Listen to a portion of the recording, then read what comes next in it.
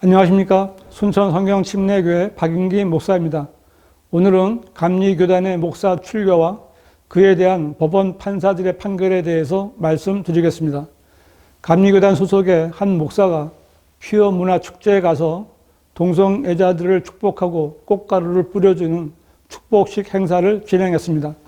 그러자 감리교단의 동성애 대책위원회에서는 교단 재판위원회에 그 목사를 고소했고, 재판위원회는 그 목사에게 가장 무거운 징계인 출교를 의결했습니다. 출교는 목사나 신자의 자격을 박탈하고 교회에서 추방하는 것입니다. 이렇게 감리교단에서 출교당한 그 목사는 자신의 재판 과정에서 많은 절차적 하자가 있었다는 것을 이유로 들어 법원에 징계 무효 및 가처분 신청 소송을 냈습니다. 그리고 법원의 판사는 그 목사가 제기한 징계 효력 정지 가처분을 인용했고, 감리교단이 그 목사에게 내린 출교 징계 조치에 대해 징계 의결 효력을 정지하는 판결을 내렸습니다.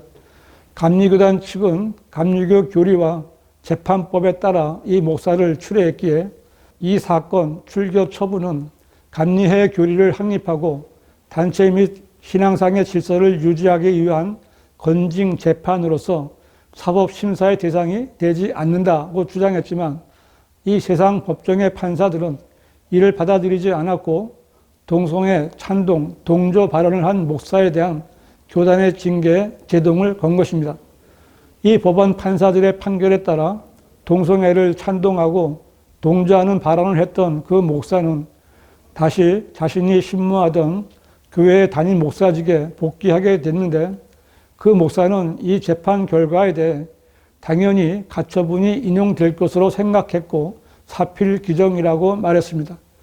이 목사는 소속이 기독교 대한감리회 남부연회였고, 이 목사에게 출애 판결을 내린 것도 남부연회였기에 절차상으로는 교단인 감리회 총회에 항소해야 하지만, 이 목사는 그렇게 하지 않고 법원에 징계 무효 및 가처분 신청 소송을 해서 교단의 출교 징계를 무효로 만들고 다시 자기 자리로 돌아간 것입니다.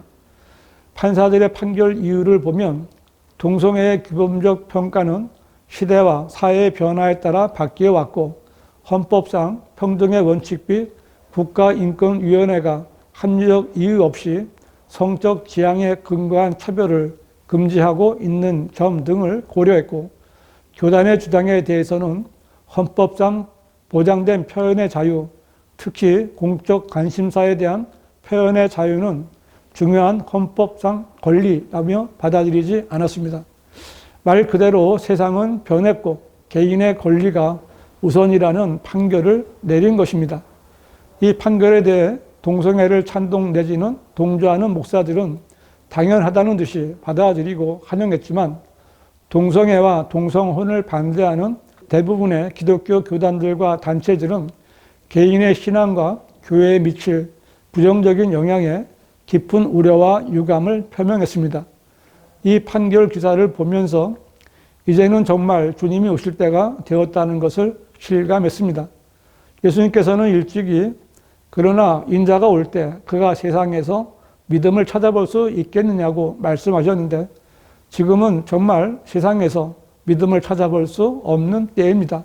가장 큰 이유는 목사라는 사람들이 하나님의 말씀을 믿지 않기 때문입니다.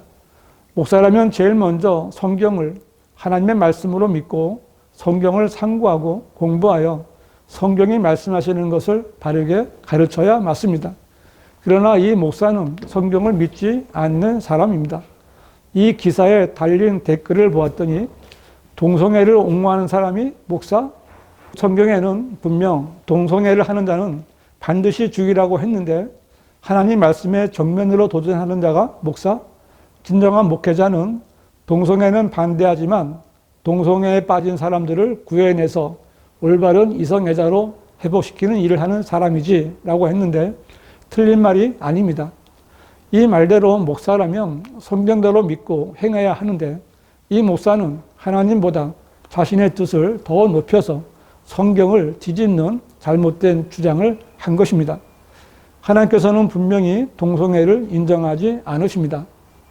성경은 너는 여자와 함께하듯 남자와 동침하지 말라. 그것은 가증함이니라고 말씀했고, 어떤 남자가 여자와 동침하듯 남자와 동침하면 그들은 가증한 짓을 행한 것이니 그들을 반드시 죽일 것이며 그들의 피가 그들 위에 있으리라고 했습니다.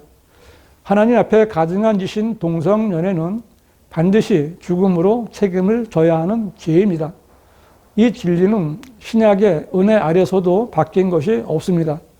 바울은 로마서 1장 27절에서 마찬가지로 남자들도 여자들을 본래대로 쓰는 것에서 벗어나 서로 음욕이 부릴 듯하니 남자들이 남자들과 더불어 부끄러운 일을 행하여 그들의 그릇 때문에 상당한 보응을 자기 자신들에게 받았느니라고 경제했고, 성령께서는 이 같은 일을 행하는 자들이 마땅히 죽음에 처해져야 한다는 판결을 내리셨습니다. 구약의 율법에서도 동성연애에 대한 형벌은 사형이었고 신약에서도 마찬가지입니다. 그러나 이 악한 현 세상은 동성애를 인정하는 쪽으로 가고 있으며, 동성애를 동조하다가 교단에서 출가당한 목사처럼 많은 목사들이 성경보다는 동성애를 옹호하는 이 세상과 일치하기 위해 애를 쓰고 있는 것입니다. 아무리 세상이 변하고 세상의 법이 변한다고 해서 성경에 기록된 법도 바꾸고 목사의 생각이나 사상도 세상에 따라 바뀌는 것입니까? 하나님의 말씀이 변하는 것입니까? 성경은 모든 것이 내게 합법적이라고 해서 모든 것이 유익한 것이 아니요, 모든 것이 내게 합법적이라고 해서 다 세워주는 것이 아니니라고 말씀하십니다.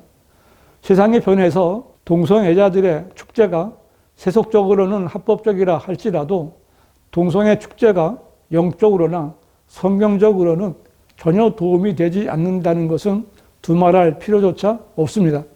하나님을 믿는다면서 교회에서 설교하는 목사가 동성애자들의 축제에 찾아가 그들의 불법을 옹호하고 축복하는 것은 하나님 앞에 가증한 짓을 한 것입니다.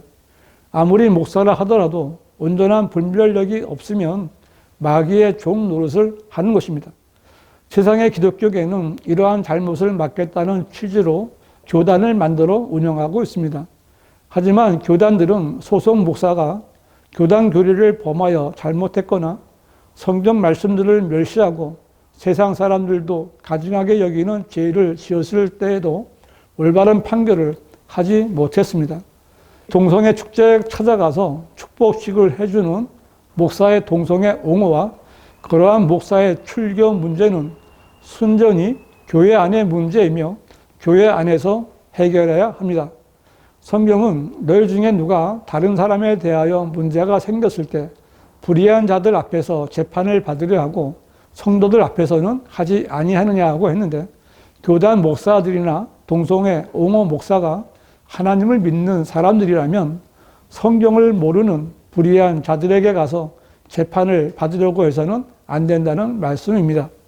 성경은 너희가 이 생에 관한 일들을 판단할 일이 있을 때 교회 안에서 가장 존경받지 못하는 자들을 판단하도록 세울지니라고 했는데, 이 말씀은 교회 안에서 어떤 판단할 일이 생겼을 때 똑똑한 사람이나 전문가에게 판단받으려고 하지 말고 가장 존경받지 못할 만한 사람들, 즉 미천하게 취급받는 어린아이 같은 사람들에게 판단을 맡겨보라는 말씀입니다. 왜냐하면 구원받고 양심이 살아난 성도는 올바르게 판단할 수 있기 때문입니다. 어떤 성도가 동성애를 인정하겠습니까? 어떤 성도가 동성애자가 회개하지도 않고 교회에 들어와 부끄러워하지도 않고 자기 정체성을 드러낼 때 인정해 주겠습니까? 동성애를 옹호하는 사람들은 예수님께서도 간음하다가 현장에서 붙잡혀온 여인을 정죄하지 않았다면서 동성애자들을 인정하라고 주장하지만, 예수님께서는 그 여인이 지은 간음죄를 허용하거나 옹호하지 않으셨습니다. 오히려 그 여인에게 가라, 그리고 더 이상 죄를 짓지 말라고 말씀하셨습니다. 예수님께서는 죄를 인정하시는 분이 아니십니다. 만일 예수님께서 동성애자를 만나셨다면 더 이상 죄를 짓지 말라고 말씀하지 않으셨겠습니까?